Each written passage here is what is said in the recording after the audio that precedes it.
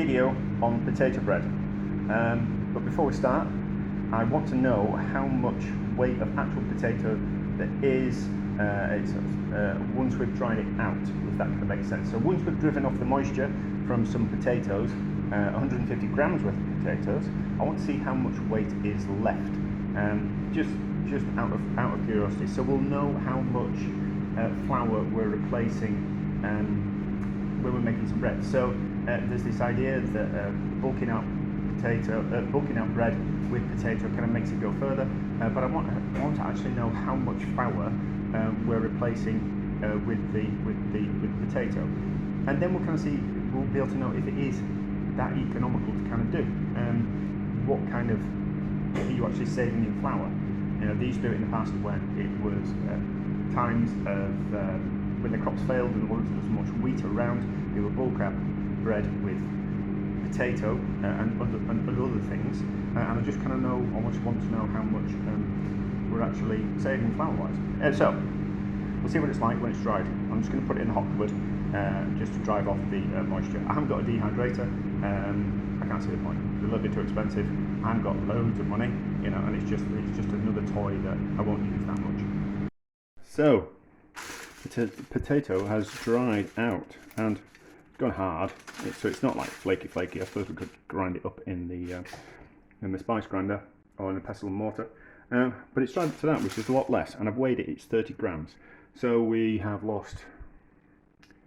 It was 150 grams and we've gone down to 30 grams, probably about more like 35 grams, because I did lose, you tend to lose a little bit, stuck to place and all that kind of stuff as it dries out. So we now know that if we were to put 150 grams of, if we were to bake bread, which I probably will do, which is probably next bit of the video, if we were to put 150 grams worth of mashed potatoes in bread and use that 150 grams as a third of the weight of the bread, so we'd use 150 grams worth of mashed potato, and that'd be the kind of weight of the water. We'll be able to work out how much water put in to the bread, but we're only really saving 30 grams worth of flour by putting 150 grams worth of potato in.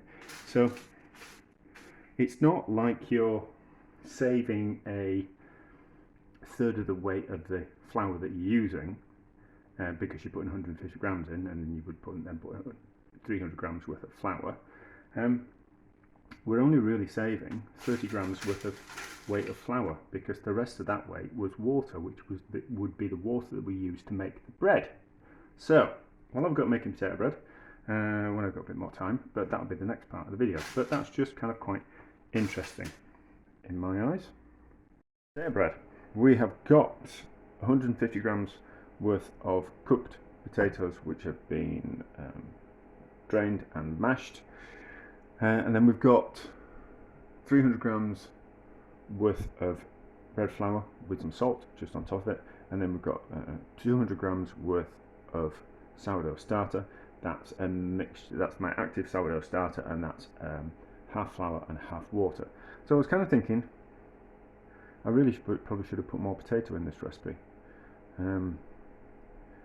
because that's already half flour. So if we add that, that's actually 400 grams worth of flour in total, including that and that. So therefore we should put another 150 grams worth of potato in it. But I was kind of thinking, maybe not. Let's just kind of stick with the 150 grams.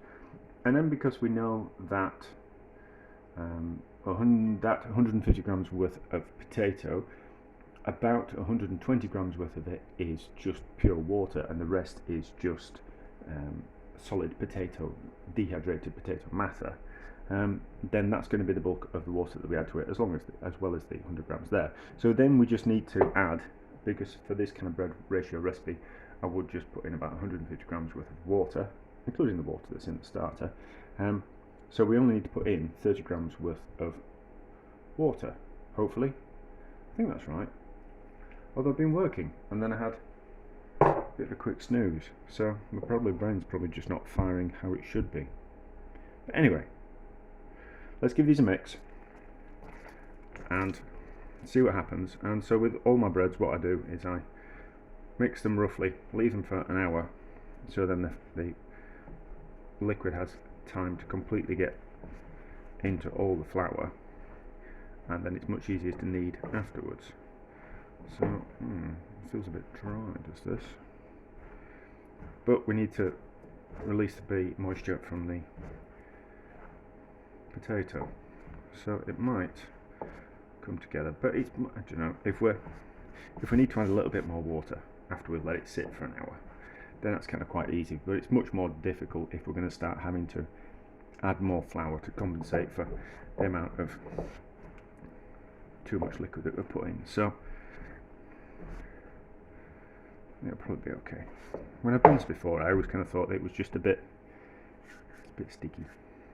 It was just a bit dry when you're mixing it, and then the natural thing you want to do is to add some more liquid to it, but the liquid's going to come out of the potato, so it's a little bit of or the butternut that I was making previous with all the spinach. There's always that danger that it's going to become too wet. Just because it doesn't look like it's going to be able to be kneadable now doesn't mean that in an hour's time it won't have softened up and become more like a dough texture.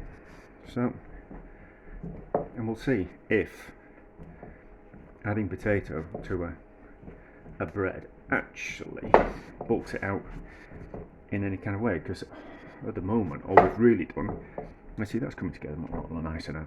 All it's really done is just saved ourselves 30 grams worth of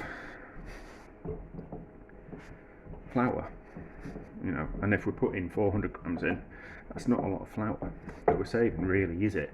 Although you kind of, the idea is that you think to yourself, oh well, but we're adding 150 grams worth of potato, therefore that's a third the weight of the dough is potato. But it's not, you know, because most of the weight of the potato is water, which we kind of showed with through dehydrating it. So although it bulks it out, it doesn't bulk it out as much as you're led to believe. So that's not so bad, is it? So that's about the right amount of liquid to add. So roughly mixed together. See, it's still kind of quite wet. I think this will be okay. I think this will be about right. So that like that. That's roughly mixed together. Doesn't need to be any more than that. We'll leave that for an hour, and then we'll give it a knead for 10 minutes. When well, it'll be more than. I'm not going to lie, it's going to be more than an hour because I've got some I'm repointing the house this year. Well, half the back of the house. So it's a third of the house then. So I'm repointing a third of my house this year. So I've just got a couple of hours spare. So I'm just going to go and repoint the house for a little bit, because I can't be faced to doing it all in one go. So I just do a couple of hours when I've got a bit of time. So it's actually going to sit for a couple of hours. And then when I've done some pointing, and I've had enough of pointing for a couple of hours, because I'm not very good, well no, I've got better at it, but if you're not used to doing something on a regular basis, the thought of being up a ladder and repointing my house all afternoon is a bit too much. I mean, stick me in a kitchen for 12 hours, easy peasy, not a problem, I can do that day after day after day after day after day. But if you're not used to doing something like pointing, sometimes 2 hours is enough, and I presume that's the same with cooking. So I'll need something for this. So cooking for me, it could do that all day long, but someone else, you kind of go, the thought of being in the kitchen all day would be too much, but they could quite easily get up a ladder and do pointing all day. So there we go. So we'll leave that for 2 hours, or until I've had enough of my pointing for the afternoon.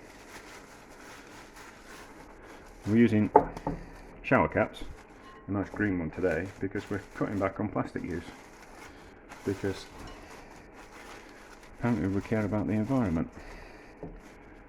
Well, I like to think I do. It's just a bit of a pain getting them on. There we go. So that on there, leave it until 2 hours, and then we'll give it a knead a bit later on. Look, let's starting off the kneading. I'm not going to show all the kneading process because that's a bit boring. but we'll see how it starts to knead. It's started to rise a little bit already. It's nice and soft, isn't it? If anything, it might need some more. It might need some more flour in it. So that's okay. That's a nice soft dough. So it's certainly got enough water in it and enough kind of flour, so it should work kind of quite well. I mean, there's no indications that there's any potato in that, you know, so that's alright, is that? So we'll give this a knead for 10 minutes. If we need to add a bit more flour, we'll document that, but I don't think we'll need to. Although it's getting a bit soft. It's getting a bit soft, so it might need a bit more flour, but we'll see. Sometimes when you start kneading, it's a bit wet to start off with, and then it firms up. So I'll give it a knead for 10 minutes, and if I add any flour, we'll kind of see. Because I think it's important to actually know a decent recipe, rather than just kind of say you just have to add a bit more flour. You know, I want to know a better idea of how much a bit of flour is. So we'll carry on kneading. We'll see what happens. Right, there we go. It's had 10 minutes. I have added another 50 grams worth of potato and another 100 grams worth of pastry. I'm kind of thinking it's not bad actually. It's nice and elastic. It's nice and soft as well. That kind of extra ratio seemed to kind of work. I'm kind of thinking that potentially actually adding extra water was not a good idea. So I'm gonna go out. I'm gonna go swimming. So we'll leave that to prove overnight. We'll see what happens. It's sourdough, so it'll take a long time to ferment. So that should be like doubled in size by the morning. But what I will do is I will take like 200 grams worth of flour and put in 100 grams worth of potato into it, and kind of see if we actually need to. No, because we won't. No, probably there'll be enough water in just the starter. But I'll have a play around, and we'll kind of see how much water we need to add to the potato. I'll see if I can replicate the recipe. Just a quick faff around, because I've got some extra potatoes. But I'll just have a quick faff around when I get home from swimming, and we'll see about adding if we actually needed to add that 30 grams worth of water. We'll see. Right, it's been fermenting, rising overnight, so let's have a look at it. This shower cap's not easy to take off, is it? No. There we go, that's certainly doubled in size. Right, so what we'll do is we'll knock it back, and I'll just put it in, because it's sourdough, it's a slow fermentation. So I'll put it in the fridge and let it cool down. It's nice and soft. Let it cool down and slow down the fermentation process.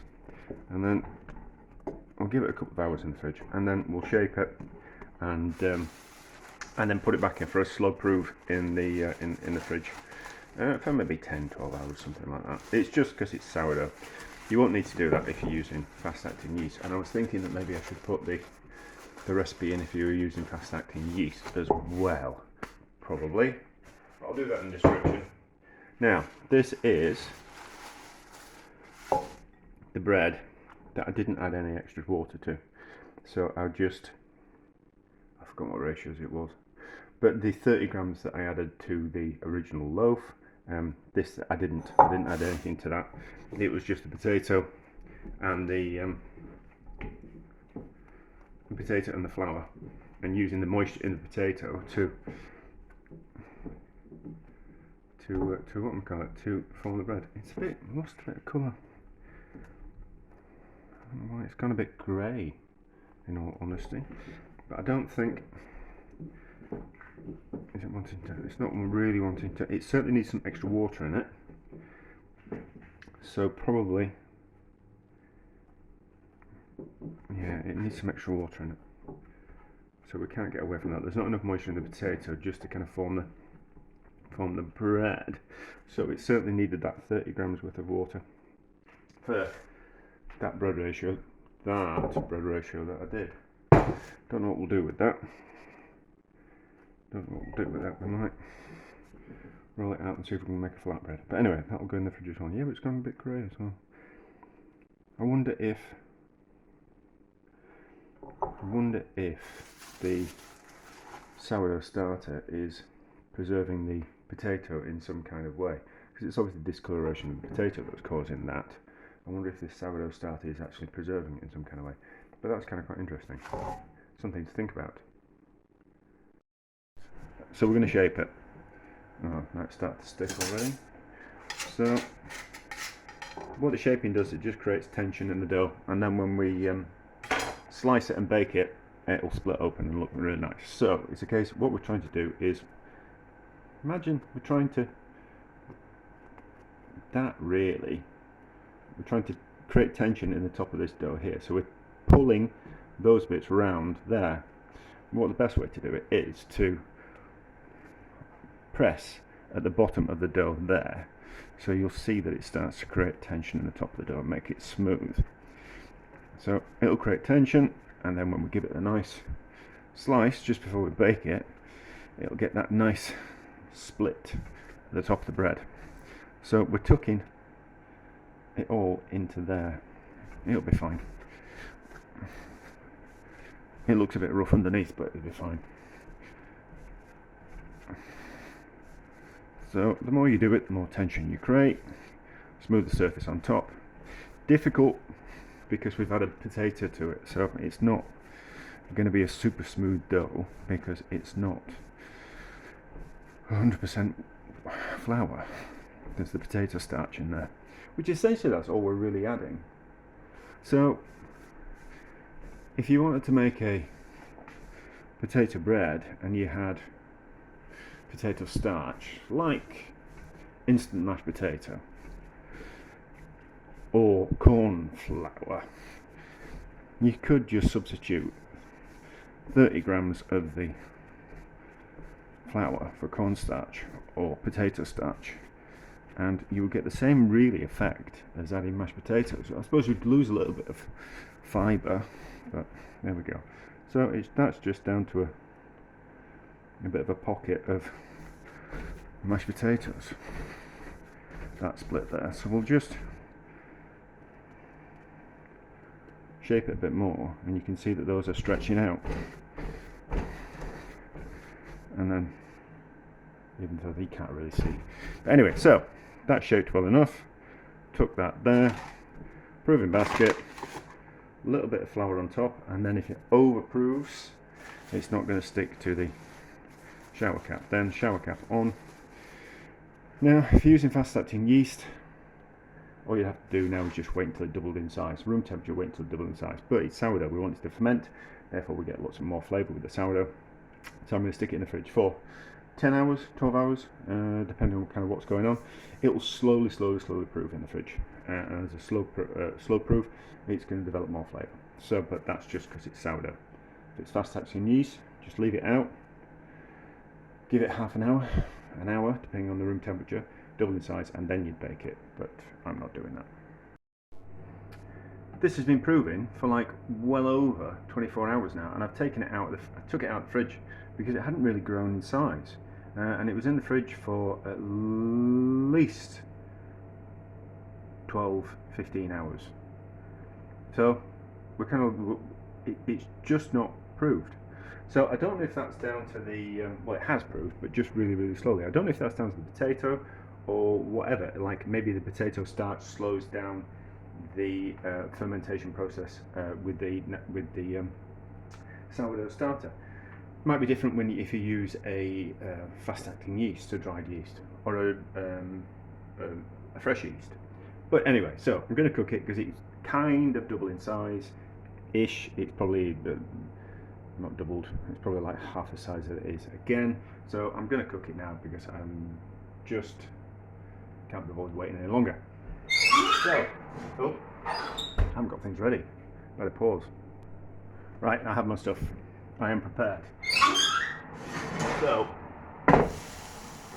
pan's super hot. You can hear it sizzling on the slightly wet board. So, proving basket into cast iron container. It looks very small. Feels quite heavy as well. We'll see how this turns out. We might be better off using a fast-acting yeast rather than a sourdough starter. There we go. So slice on one side, and then spray with water on the other side. Get my lid out. Spray the water on the other side. If you spray it on the side with the slice, it will it will close the slice up, so it won't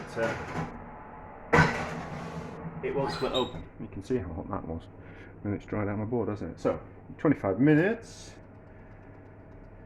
in an extremely hot oven, and we'll see how it turns out. Right, let's have a look.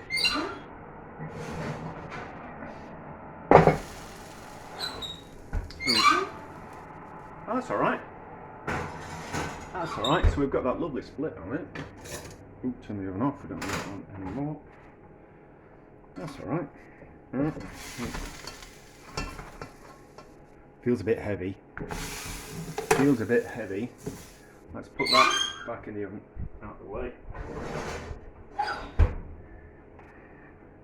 Yeah, that feels a lot heavier than a normal loaf. So we'll let that cool, and then we'll have a look inside. But yeah, I think yeah, that feels heavy. That feels heavy. So we might okay. No, there's no point talking about it until we have to cut into it. So we'll see what it's like when it's cooled, and we'll cut into it. Right, let's have a look. Straight in the centre, eh?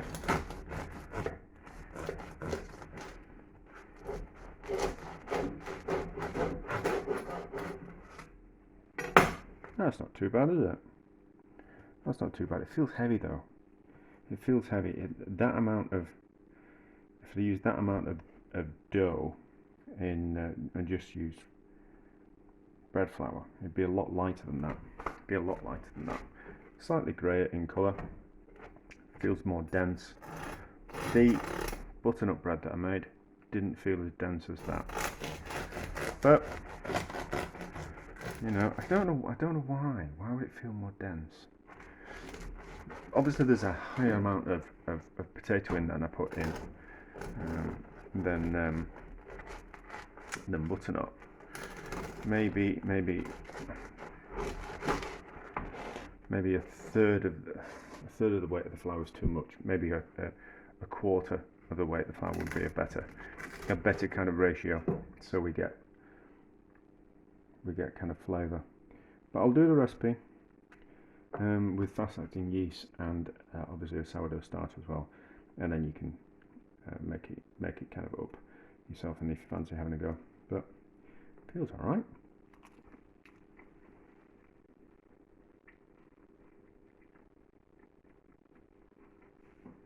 It's all right.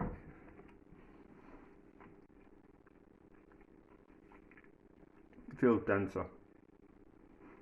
I don't think you'd know that potato was in it. You'd just think it was a heavier dough. I don't on longer fermentation, so it's got more of a sour taste to it. But that might be down to the vegetable matter from the potato being in it, and that wanting to sour quickly, if that kind of makes sense. Maybe. I don't, for putting potato in, for the amount of actual flour that you save yourself, I don't really think it's worth it.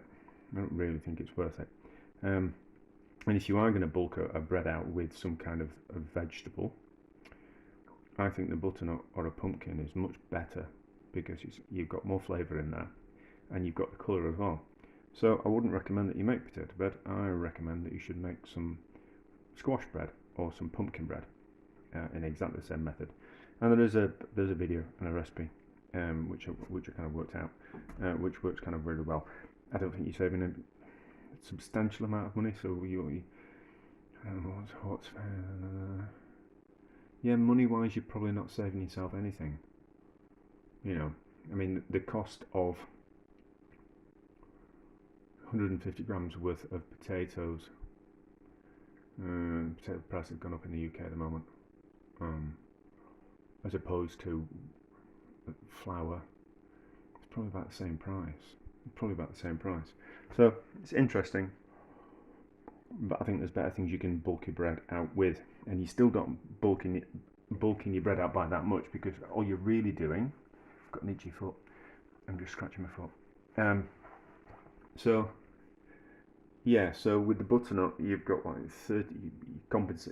You're adding 30 grams worth of swapping out 30 grams worth of flour for another ingredient, and then using the water in that ingredient as part of the water that you're adding to the bread. So you're not really saving yourself anything. So it seems a little bit of a, I don't know how to, yeah, it just seems a little bit pointless unless flour is really expensive and it's in really short supply. Then of course bulk it out. But if it's not, a little bit pointless. But anyway, but we learn things, don't we? And I think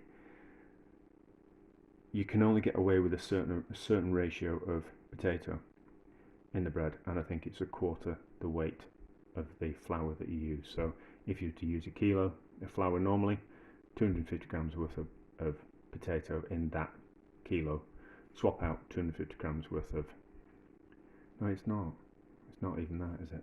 But anyway, so I think like a quarter of the weight of the flour, that in bread, I think that's a good ratio. I think a third's a little bit too much, but a quarter would be better. But anyway, I'll put the recipe in the description, and you can have a decide for yourself, or if anybody actually watches this video. Right, so just a quick add-on at the end. I'm slicing this up because I'm going to use it in something else. I'm going to make it some bread and spinach dumplings out of it. I'm not going to waste it, so it just needs to be dried out. But but I've just tasted a bit with some. It's actually chicken fat, some rendered down chicken fat, and it's delicious.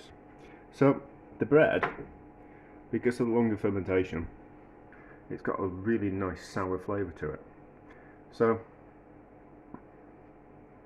actually, I'm going to go back on what I said, and I think it's worth making. I think it makes a really kind of, it's dense, so it'll sit heavy in your stomach, but it's got a great flavour to it, and because of that long fermentation, because of obviously the potato starch retards the fermentation in some way, so it still ferments, but it takes longer, therefore it develops much more flavour. So it's got a lovely sour flavour to it.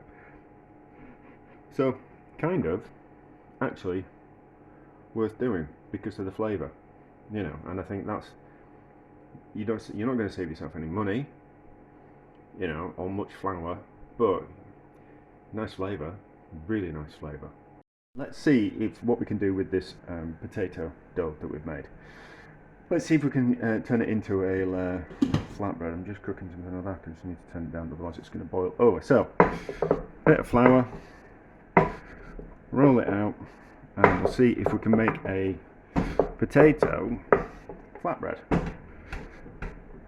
And we'll dry fry it in the frying pan. It's gonna, my only concern is because we've used strong flour, it might be a little bit too glutinous and want to spring back into a smaller shape. But it's rolling out alright. It's rolling out alright.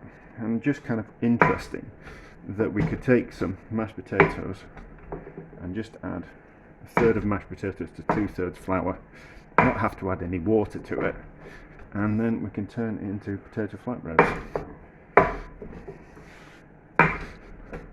We'll see what happens.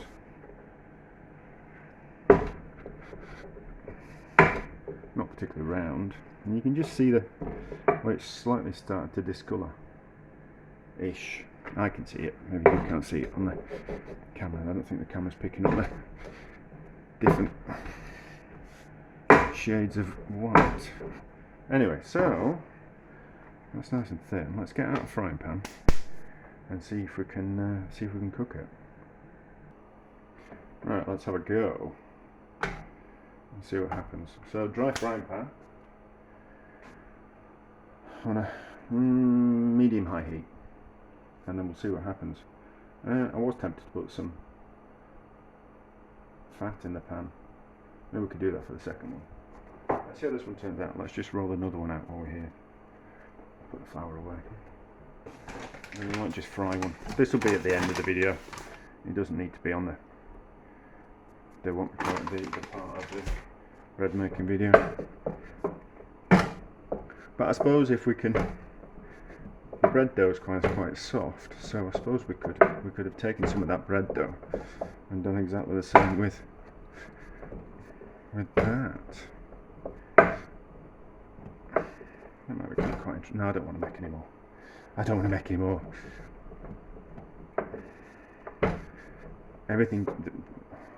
The only problem I have is that everything leads somewhere else, and sometimes you just got to rein it in a little bit. Oops. We could go on forever and ever and ever and ever and ever and show every variation of everything, but it gets a bit too much, in all honesty, and detracts from what you're really kind of having a faff around with. So it might bubble up. We'll see. But yeah, so there's Scots do potato pancakes. So I wonder if I didn't look at the recipe for Scots pancakes, potato and well, it's potato, isn't it? More like potato bread, but it's not. It's more like a scone type of thing.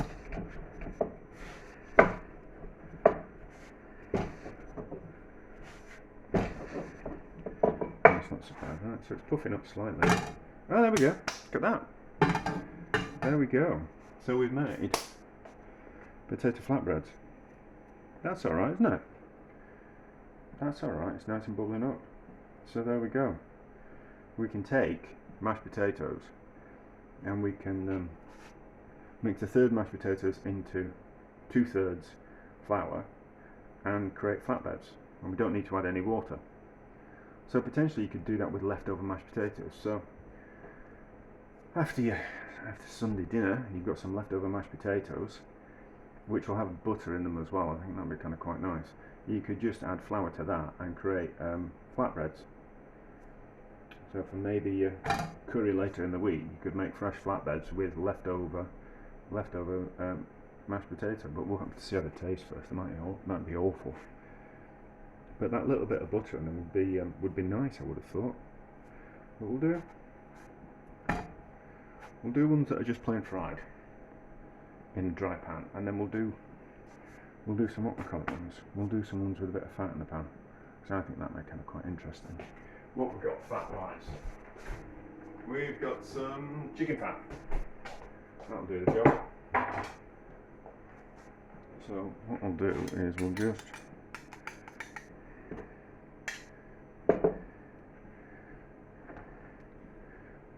smear the fat on here and then fry it that way. See what happens. That's done. How's this going to turn out?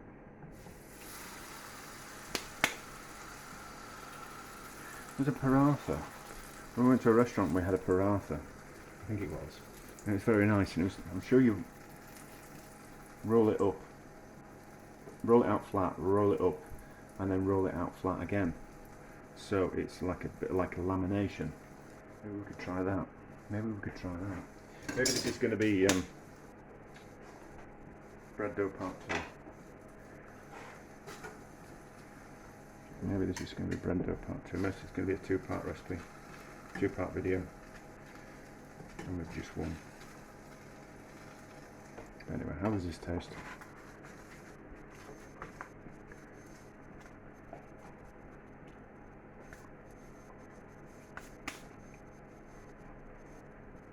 Very nice. You wouldn't really tell those potato in there. That's pretty good, that. That's quite impressive. Well,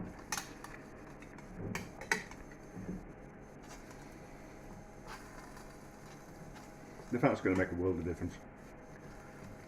It's going to be much nicer. And that's alright.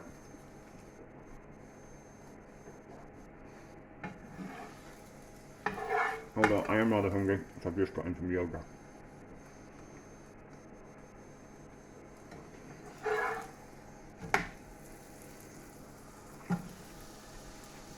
bit and see what happens. Needs a bit more salt, in all honesty.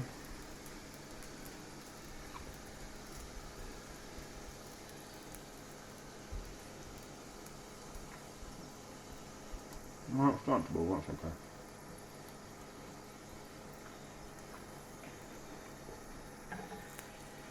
Might have been just a bit too quick to turn it over. But you can certainly use up your mashed potatoes and make some flatbreads. Well, I know you could do. After your roast on a Sunday, if you've got some meat left over, make a curry out of meat, and then use the mashed potatoes to make some flatbreads. That's what I'd do. You know, like make too much mashed potatoes with the idea that you are actually going to make some flatbreads afterwards. No, it's not naans. Chapatis. There you go. They look a little bit like naans, don't they? Starting to smoke. So I think that's a bit better.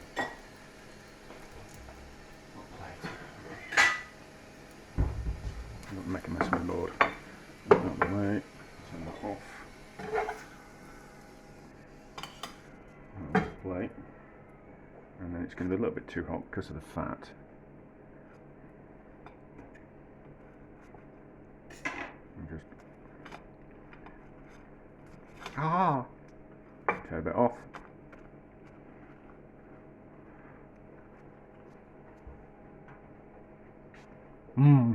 That's nice.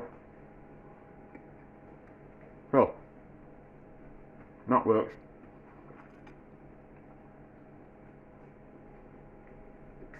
That's delicious because of the fat. Well, a success.